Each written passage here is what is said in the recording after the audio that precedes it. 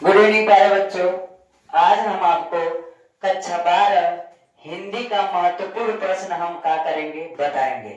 महत्वपूर्ण का मतलब ये है कि अभी ये पार्ट 1 है और मैं पार्ट बाय पार्ट करके मैं सब वीडियो दूंगा जिसको आप पढ़ करके बोर्ड पेपर में अच्छे से अंक प्राप्त कर सकते हो। मैं पूरा पूरा दूंगा और मैं बताऊंगा कि किस नंबर पे कौन सा क्वेश्चन आपसे पूछेगा।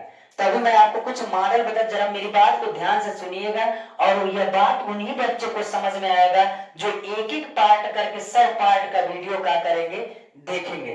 तो मैं आपको बता देना चाहता हूं कि कक्षा 12 में जो सबसे पहला जो क्वेश्चन होता है, जो पहला क्वेश्चन होता है वो बहुविकल्पी होता है, जिसमें 5 बहुविकल्पी रहते हैं। कितने? 5 बहुविकल्पी। और ये गद्य से रहता है। किससे रहता है? गद्य से रहता है। और ये बहुविकल्पी हो सकता है कि किसी का भी लेखक का नाम पूछ दे, कुछ नाम पूछ सकता है कि इसके लेखक कौन है, गोदान के, चाहे जो भी चीजें जो भी पूछेगा वो पूछेगा। तो ये गद्य से पहला क्वेश्चन रहेगा। अब फिर से उसके बाद से दूसरा क्वेश्चन जो रहेगा, इसमें भी कितने क्वेश्चन रहेंगे? 5 क्वेश्चन रहेंगे। और ये 5 क्वेश्चन किससे रहेंगे? पद्य से रहेंगे। और जिसका जिक्र हम लोग इस वीडियो में नहीं कर रहे हैं, हम तीसरे नंबर क्वेश्चन से क्या कर रहे हैं? चल रहे हैं। यानी इसको पहले और दूसरे को हमने रोक रखा है। हम आपको अलग से एक वीडियो हम बनाएंगे जिसको हम आपको हम महत्वपूर्ण इसका क्वेश्चन दे देंगे कि कौन कौन इंपॉर्टेंट है पूछेगा और उसी के अंदर से पूछेगा। घबराइएगा मत। इसलिए मैं पहले आपको बता देना चाहता हूं कि 1 और 2 नंबर वाला क्वेश्चन का हुआ है, रुका हुआ है। अभी मैं आपको तीसरे नंबर का क्वेश्चन बता रहा हूं और इसको हल्के में मत लीजिएगा। ये बोर्ड पेपर में छपा होगा तीसरा नंबर का क्वेश्चन जो रहेगा। तो तीसरा नंबर का जो क्वेश्चन रहता है वो क्या रहता है, मैं पहले यहां बता देता हूं। पहला और दूसरे का टेंशन आप मत लीजिएगा, वो मेरे ऊपर छोटे, मैं आपको बताऊंगा, उससे बाहर कहीं क्वेश्चन नहीं पूछेगा। अब जरा देखिएगा, जो तीसरे नंबर का क्वेश्चन आता है इसमें 5-7 लाइन का, 8 लाइन का, 10 लाइन का पैसेज दे दिया रहता है, जैसा कि मैंने यहाँ पर दे रखा है। 4-5 लाइन, 6 लाइन, 7 लाइन, जितने लाइन का होगा करेगा दे देगा। और इसी के नीचे आपका कितना क्वेश्चन दिया रहेगा? 5 क्वेश्चन रहेगा। और ये किससे रहेगा? गद्य से रहेगा। मेरी बात को ध्यान से सुनिएगा। ये किससे रहेगा? गद्य से रहेगा। और पैसे दिया रहेगा 5-7 लाइन का और उसके नीचे क्वेश्चन कितने रहेंगे? 5 क्वेश्चन रहेंगे। पांचों क्वेश्चन पर कितने नंबर मिलेंगे? 2-2 नंबर मिलेंगे। तो टोटल नंबर बताइएगा प्यारे बच्चों को, कितना नंबर का होगा? 10 नंबर का होगा। यानी आज हम आपको 10 नंबर क्लियर करके भेजेंगे, फिर अगले वीडियो में फिर 10 नंबर का क्लियर करेंगे। अब एक बात और हम बता देना चाहते हैं आपको कि इसमें एक ही नहीं रहेगा, अथवा करके एक और रहेगा। अथवा करके एक और रहेगा तो फिर उसी में कंडीशन यही रहेगा, फिर 5-7 लाइन उसमें भी देगा और उसमें भी कितने क्वेश्चन रहेंगे? 5 क्वेश्चन रहेंगे। तो चाहे आप इसको कीजिएगा और चाहे आप इसको कीजिएगा, मिलेगा 10 ही नंबर। इसीलिए प्यारे बच्चों, आज हम आपको 12 का तीसरा क्वेश्चन जो आपका 10 नंबर का होगा, आज मैं 10 नंबर आपको तैयार करके दूंगा और आप इसको पढ़ेंगे और आपको कोई दिक्कत नहीं होगा। और मैं चैप्टर बाय चैप्टर आपको क्या करूंगा? बताऊंगा। और जितना चैप्टर मैं दे रहा हूं उतना पढ़ लेंगे तो आपका काम अच्छे से हो जाएगा। यानी इसके बाहर से नहीं पूछेगा। जैसे कि हम बता दें, मान लीजिए कि हमने एक पैसेज ले लिया है। देखिए पैसेज ले लिया है, भूमि का निर्माण देवों ने किया, वह अनंत काल से है, उसके भौतिक रूप, सौंदर्य और समृद्धि के प्रति सचेत होना हमारा आवश्यक कर्तव्य है। भूमि के पार्थिव स्वरूप के प्रति हम जितने अधिक जागृत होंगे उतने ही हमारी राष्ट्रीयता बलवती हो सकेगी। यह पृथ्वी सच्चे अर्थों में समस्त राष्ट्रीय विचारधाराओं की जननी है। जो राष्ट्रीयता पृथ्वी के साथ नहीं जुड़ी वह निर्मूल है। राष्ट्रीयता की जड़ें पृथ्वी में जितनी गहरी होगी उतनी ही राष्ट्रीयता भाव का अंकुर पल्लवित होगा। मान लीजिए एक पैसेज आपका पूछ दिया और इस पैसेज के नीचे कितने क्वेश्चन है? 1, 2, 3, 4 और 5। 5 क्वेश्चन है ना। पांचों क्वेश्चन का जवाब आप दीजिएगा और 10 नंबर का कीजिएगा, पाइएगा। तो हम आपको आज बताएंगे कि कैसे आप लोग नंबर पाइएगा। वो तो ट्रिक बताएंगे कि आपको याद करने की जरूरत नहीं पड़ेगी और मैं जो चैप्टर कह दूंगा उससे ही पूछेगा। अब मान लीजिए गद्य में जरूरी है कि पहले पार्ट से पूछेगा, जरूरी है दूसरे पार्ट से पूछेगा, जरूरी है तीसरे पार्ट से पूछेगा, कहीं से पूछ सकता है। इसलिए मान लीजिए पहला चैप्टर जो आपका है वो है राष्ट्र का स्वरूप। क्या है? राष्ट्र का स्वरूप। राष्ट्र के स्वरूप के लेखक कौन है? तो आपको याद होगा वासुदेव शरण अग्रवाल है। वासुदेव शरण अग्रवाल, वासुदेव शरण अग्रवाल है।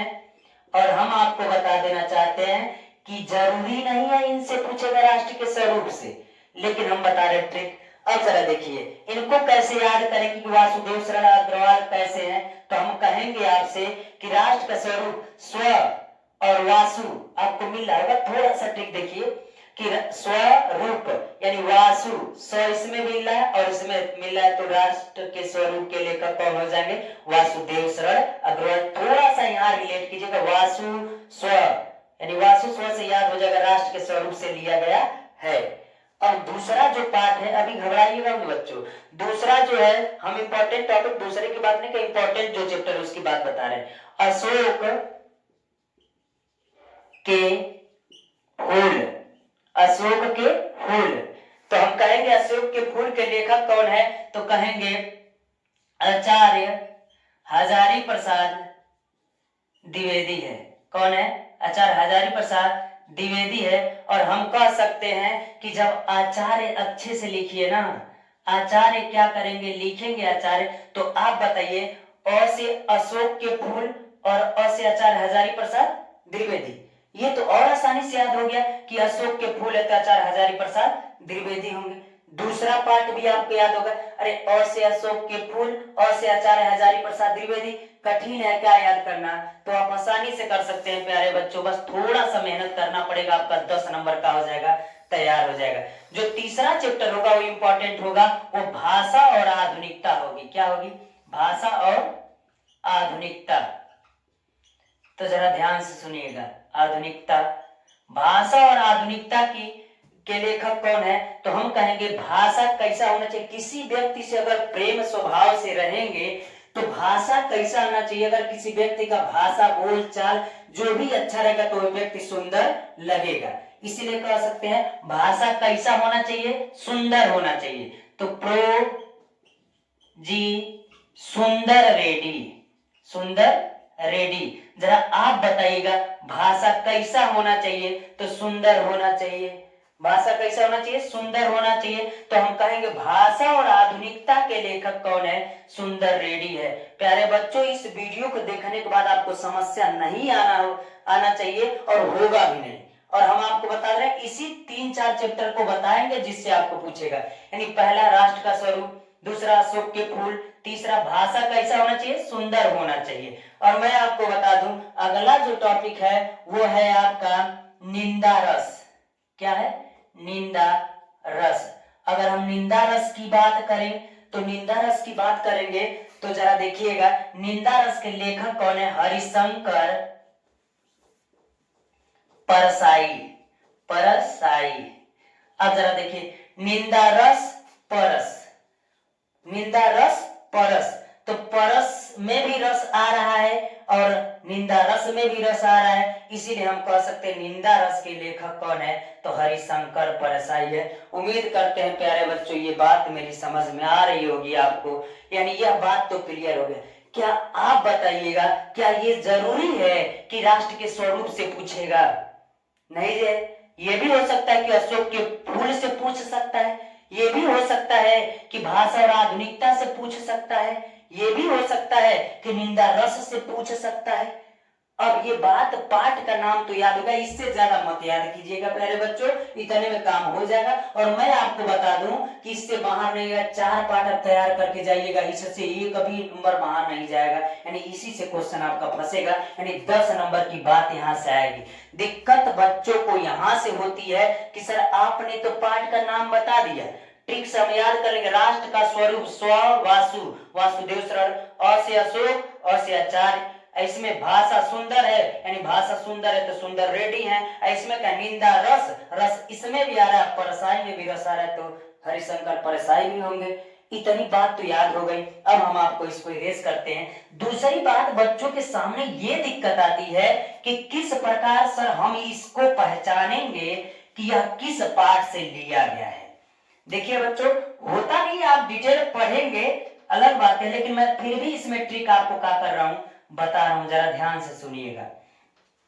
अगर कोई किसी ने पूछा हमसे कि सर कैसे पहचानेंगे इसमें कि क्या ये पहले पार्ट से लिया गया है, कि दूसरे पार्ट से लिया गया है, कि तीसरे पार्ट से लिया गया, चौथे पार्ट से, कैसे पहचानेंगे? सबसे बड़ी समस्या ये, क्योंकि पहला क्वेश्चन यही कर रहा है उपयुक्त गद्यांश के शीर्षक एवं लेखक के नाम ले, यानी इसके पाठ का नाम और लेखक का नाम का कीजिए, लिखिए। वो जब पूछेगा तो कैसे देंगे आप, तो मैं बता रहा हूं। अगर देखिए ऐसा होता नहीं, बस ट्रिक बता रहे हैं, आप डीपली पढ़िएगा, लेकिन ट्रिक मेरा बेहतर काम कर जाएगा। और जरूर नहीं, एक नहीं अथवा करके एक और रहेगा ना, चाहिए नहीं तो वो तो आएगा ना, ये क्लियर है कि आ जाएगा, इससे आप निश्चिंत रहिएगा। लेकिन फिर भी मैं आपको क्या कर रहा हूं, बता रहा हूं। पहला जो चैप्टर है उसका नाम राष्ट्र का स्वरूप है, राष्ट्र का स्वरूप है। ये देखिए मेरा ट्रिक है, ये आप डीपली पढ़िएगा बस वैसे। राष्ट्र का स्वरूप, आप बताइए राष्ट्र के स्वरूप में राष्ट्र आया कि नहीं आया, स्वरूप आया कि नहीं आया, रूप आया कि नहीं आया? जरा इस पैसेज को प्यार से पढ़िएगा। और मैं बता दूं, अपने भूमि से प्रेम करने के बारे में इसमें बताया गया है, फिर भी आप देखिएगा। राष्ट्र का स्वरूप, राष्ट्र का स्वरूप क्या, देखिए कहीं राष्ट्र मिला, क्या रूप मिला कि नहीं मिला? रूप मिला कि नहीं मिला? तो हम कहेंगे रूप मिला सर। तो आगे भी चलिए देखिए और क्या कुछ मिल रहा है क्या। हमने कहा भूमि के बारे में पढ़ा, क्या स्वरूप मिला कि नहीं मिला? तो राष्ट्र का स्वरूप पूरा पूरा मिला कि नहीं मिला? ये बात समझ में आ रही होगी प्यारे बच्चों। आगे और चलिए, आगे और चलिए, राष्ट्रीयता की बात आई कि नहीं? तो क्या राष्ट्र का स्वरूप नहीं है क्या? इतनी बात तो समझ में आए ना। अगला कर, आगे भी चलते रहिए इसी तरह। फिर राष्ट्रीयता आई कि नहीं प्यारे बच्चों? आई तो फिर हम आगे चलेंगे और आगे और चलिए प्यारे बच्चों, तो फिर राष्ट्रीयता मिल गया। फिर पृथ्वी हमने कहा था, फिर आगे भी और चलिए, फिर राष्ट्रीयता मिला कि नहीं प्यारे बच्चों? यानी हम इतनी बात कह सकते हैं कि अगर चाहे राष्ट्र या स्वरूप मिलेगा तो हम समझ जाएंगे कि पहले पाठ से लिया है और इसके लेखक कौन है, वासुदेव शरण अग्रवाल जी हैं। इतनी बात आप कह सकते, पहचान सकते हैं बच्चों। अगर हम कहे आपसे कि मान लीजिए कि इसमें इस पाठ से 9 दिया हो, अगले पाठ से भी दे सकता है, ठीक है, उसका के लिए चलते हैं। तो अशोक के फूल, अशोक के फूल, अभी पिछले साल हमने कहा था कि देखिएगा बच्चों कहीं यही ना लड़ जाए, और पिछले साल के पैसे में डायरेक्ट पहले अक्षर पर दे दिया था अशोक। बच्चों को और आसानी हो गया, ट्रिक काम कर गया कि अशोक पहले ही अक्षर पर दे दिया तो अशोक के फूल से लिया ही गया होगा। और मैं बता दूं, या तो अशोक दिया होगा या तो फूल, फूल वही फूल जो लोग आप लोग जो देते हैं, फूल और पुष्प भी कह सकते हैं, समझ रहे ना? तो फूल, पुष्प, सुमन, ये सब इसके पर्यायवाची है। तो हम कह सकते हैं अगर कहीं इस पैसेज में या तो फूल मिलेगा या तो पुष्प मिलेगा या सुमन मिलेगा, तो उस स्थिति में आप समझ लीजिएगा अशोक के फूल है। और अशोक के फूल के लेखक कौन है? आचार्य हजारी प्रसाद द्विवेदी जी हैं। इतनी बात समझे, इस चैप्टर का नहीं है इसलिए वो नहीं मिल रहा है। तो हम एक बात और आपको बता देना चाहते हैं कि जरूरी है क्या इसी पैसेज में, जरा क्वेश्चन को भी देखना चाहिए। क्वेश्चन राष्ट्र भूमि दिया, क्वेश्चन को भी जरा देखिए, क्वेश्चन से भी पता चले। पिछले साल एक और अथवा करके जो क्वेश्चन पूछा था ना, तो पैसेज में तो नहीं था लेकिन नीचे कह दिया था कि पैसेज में ही नाम ले लिया था। तो पैसेज के क्वेश्चन से भी पता चल जाता है कि क्या इसमें लेखक का नाम होगा, क्या पाठ का नाम होगा, ये सब चीजें। तो दूसरा पाठ भी हो गया, यानी इस तरीके से आप पहचान सकते हैं कि किससे है। अब जरा बात समझिएगा, अगर हम आपको कहें कि मान लीजिए ये ना ही पहले से हो ना ही दूसरे, तीसरे से, भाषा और आधुनिकता से हो, और आधुनिकता से, बाबू इससे कहीं अलग से नहीं आएगा, इस बात को केयर कीजिएगा आप लोग। भाषा और आधुनिकता, मान लीजिए पहले से ना हो दूसरे से ना हो, तो भाषा और आधुनिकता से होगा तो क्या होगा मैं बता दूं, एक एक लाइन करके बाबू पढ़ना, एक एक अक्षर पढ़ना, तुमको भाषा कहीं ना कहीं तो मिलेगा, भाषा कहीं ना कहीं तो मिलेगा, ये देख लीजिएगा। और या ये नहीं मिलेगा तो क्या मिलेगा? आधुनिकता मिलेगा। क्या मिलेगा? आधुनिकता मिलेगा। यानी पूरे पैसेज में कहीं आपको या तो भाषा मिलेगा या तो आधुनिकता मिलेगा। तो इस बात को आप कह दीजिएगा कि सर यह भाषा और आधुनिकता से लिया गया है। और इसके लेखक कौन है? तो अभी हमने बताया भाषा कैसा है? सुंदर है, यानी प्रोफेसर जी सुंदर रेड्डी जी है, यानी सुंदर रेड्डी इसके क्या है? लेखक है। यानी मैं उम्मीद करता हूं प्यारे बच्चों की ये भी आपको समझ में आ गया। जो चौथा चैप्टर है उसका नाम क्या है? निंदा रस। इससे बाहर से कहीं नहीं जाएगा। आज मैं आपको 10 नंबर क्लियर करके रहूंगा और मैं उम्मीद करता हूं कि आप भी तैयार कर लेंगे। और जैसे पार्ट 2 का वीडियो अपलोड होगा तो फिर अगला 10 नंबर तैयार होगा। इसलिए जब तक पार्ट 2 हम अपलोड करें तब तक आप क्या कीजिएगा? इसको तैयार कर लीजिएगा और जल्द ही मिल जाएगा, 1-2 दिन के अंदर वो भी मिल जाएगा आपको। निंदा रस, तो निंदा रस में जरा देखिएगा, इस तो और आसान होता है, या तो निंदा ही मिल जाता है, निंदा की बात है, निंदा रस ही मिल जाता है, उसमें कोई दिक्कतें नहीं होता है। निंदा रस उस समय, इसमें निंदा रस में जो बात थी तो या तो निंदा रस ही कह सकता है, नहीं तो आपको ये कह सकता है कि ईर्ष्या दुख के बारे में अगर बात किया गया होगा तो निंदा रस से लिया गया होगा। इस समय या तो पैसेज में दिया रहेगा और नहीं तो क्वेश्चन में तो इसमें कन्फर्म देता है, निंदा रस की बात कर देता है या निंदा की बात कर देता है। तो प्यारे बच्चों आप समझ जाएंगे कि पहले पार्ट से लिया गया है, दूसरे से लिया गया है, कि तीसरे से, कि चौथे से, किससे लिया गया, आप उसको बेहतर तरीके से पढ़ करके जवाब दे सकते हैं। अब बात यहां से आ रही है कि अगर हम इसको पहचान लिए किस पार्ट से लिया गया है तो इतना तो हम कह ही सकते हैं कि मान लीजिए अगर हम कह दें कि पहले पार्ट से लिया गया है तो पहले पार्ट से लिया गया तो सबसे पहले हम कहेंगे ना कि प्रश्न नंबर किसका? 3 का। प्रश्न नंबर 3 का कौन सा क्वेश्चन?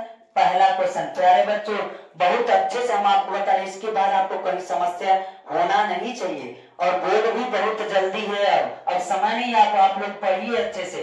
अब देखिए क्या कर रहा है, पहला का कर रहा है, अगर हम इसका उत्तर लिखेंगे तो आपको पता है कि जब उत्तर लिखेंगे तो कर रहा है कि क्या उपयुक्त गद्यांश के शीर्षक का नाम और लेखक का नाम। तो शीर्षक का नाम बताइए ना प्यारे बच्चों, शीर्षक का नाम क्या है? तो हम कहेंगे शीर्षक का नाम क्या है? राष्ट्र का स्वरूप है कि नहीं है? तो इस प्रकार आप बोर्ड पेपर में भी लिखेंगे। तो फिर कह रहा है क्या, लेखक का क्या नाम है? तो लेखक का नाम तो और आसान है, जो हम ट्रिक के माध्यम से हमने आपको क्या कर दिया है, बता दिया। लेखक का नाम क्या है? तो कहेंगे सर वासुदेव शरण अग्रवाल है। वासुदेव शरण अग्रवाल जी हैं। इतनी बात समझ में आई? अब जरा मेरी बात समझिएगा, किसी बच्चे को जो पढ़ा है नहीं पढ़ा है घबराएगा नहीं। उस क्वेश्चन को करने से पहले प्यारे बच्चों यहां से पढ़ना शुरू कीजिए। सब क्वेश्चन का जवाब इसी में। दिक्कत कहाँ होती है? दिक्कत होता है पहले में बस, तो उसको पहचानना है। पहचानने का ट्रिक भी हम आपको बता दिए। दूसरा क्वेश्चन कह रहा है राष्ट्र भूमि के प्रति हमारा राष्ट्रीय कर्तव्य क्या होना चाहिए? तो राष्ट्रीय कर्तव्य क्या होना चाहिए कि हम राष्ट्रीय कर्तव्य सौंदर्य समृद्धि के प्रति सचेत होना हमारा आवश्यक कर्तव्य होना चाहिए। आंसर तो मिल ही गया। अगला कर है भूमि का निर्माण किसने किया और कब किया? तो भूमि का निर्माण किसने किया पता नहीं चल रहा है क्या? देवों ने किया। भूमि का निर्माण देवों ने किया। और कब से किया? तो कहा अनंत काल से किया। आप बताइए ना, क्या कहीं समस्या है क्या? बस ध्यान से आपको पढ़ने की जरूरत है। और बच्चे पढ़ते नहीं है और तुरंत क्या करने टूट जाते हैं इस सवाल को, इसको क्वेश्चन को करने में। इसलिए पहले आप इसको पढ़िए। 1-2 नंबर की बात नहीं है प्यारे बच्चों। कितना नंबर मिलेगा? 10 नंबर मिलेगा इस टोटल क्वेश्चन पर। तो इसलिए आप टोटल पढ़िएगा, उसके बाद से जवाब दीजिएगा इस पूरे को पढ़ने के बाद। अगला कह रहा है भूमि का निर्माण किसने और कब किया? ये तो बात हो गई, देवों ने किया, अनंत काल से किया। रेखांकित अंशों का व्याख्या कीजिए, यानी जो नीचे लिखा हुआ है रेखांकित खींचा गया है ना, इसी का क्या करना है? व्याख्या करना। वो भी कैसे? अपने शब्दों में। तो हम कहेंगे कि जानते हैं कह रहा है कि रेखांकित अंशों की व्याख्या कीजिए। तो हम कहेंगे कि वासुदेव शरण अग्रवाल जी कहते हैं कि राष्ट्रीयता की जड़ें पृथ्वी में जितनी गहरी होंगी, यानी राष्ट्रीयता प्रेम जितना गहरा होगा उतने ही राष्ट्रीय भाव का अंकुर पल्लवित होगा। यानी हम ये कह सकते हैं कि कहेंगे वासुदेव शरण अग्रवाल जी कहते हैं कि हमारे देश की या राष्ट्र की जड़ें जितनी गहराई तक जाएंगी, पृथ्वी में जितनी नीचे जाएंगी, यानी जितना हम मेहनत करेंगे उतना ही हमारा देश जो होगा यानी राष्ट्र जो होगा उसका भाव अंकुर होगा यानी पल्लवित होगा, उतना ही अपना देश क्या करेगा, आगे बढ़ेगा। तो हम कह सकते हैं कि प्यारे बच्चों इसका जवाब भी आप क्या कर सकते हैं, दे सकते हैं। अगला क्वेश्चन कह रहा है यह पृथ्वी सच्चे अर्थों में किसकी जननी है? तो जरा प्यार से पढ़िए ना, क्या कर रहा है, भूमि के पार्थिव स्वरूप के प्रति हम जितने अधिक जागरूक होंगे उतना हमारी राष्ट्रीयता बलवती हो सकेगी। यह पृथ्वी सच्चे अर्थों में समस्त राष्ट्रीय विचारधाराओं की जननी है। तो समस्त राष्ट्र विचारधाराओं की जननी है, यानी टोटल का क्वेश्चन का आंसर आपका कहाँ मिल गया, इसी में मिल गया, यानी कोई आपको दिक्कत नहीं है प्यारे बच्चों। इतना पढ़ने के बाद आपका 10 नंबर क्लियर हो जाएगा। जरूरी नहीं है कि आपको एक पार्ट से पूछेगा, 2 3 4 किसी से पूछ सकता है, लेकिन इससे बाहर से नहीं जाएगा, ये हम कह रहे हैं प्यारे बच्चों। इसलिए मैं उम्मीद करता हूं कि अगले बार जब आप आइए तो उस समय ये क्वेश्चन आपका पूरा तैयार होना चाहिए, क्योंकि आपके पास बोर्ड पेपर के लिए समय नहीं बचा है। इसलिए हम उम्मीद करते हैं कि खाना थोड़ा कम खाइए, लेकिन क्या कीजिए, इसको तैयार करके रहिए। अब देखिए जरा, अब इसको तैयार नहीं करेंगे तो पता चला अगला वीडियो देंगे तो वो भी आपके ऊपर बोझ बनता जाएगा। इसलिए इसको तैयार अच्छे से कर लीजिएगा बच्चों, और हम उम्मीद करते हैं कि प्यारे बच्चों आपको ये क्या हो जाएगा, तैयार हो जाएगा और कोई समस्या नहीं होगा। जो समस्या वो आप कमेंट कर सकते हैं, मैं उसका जवाब आपको दूंगा। धन्यवाद प्यारे बच्चों।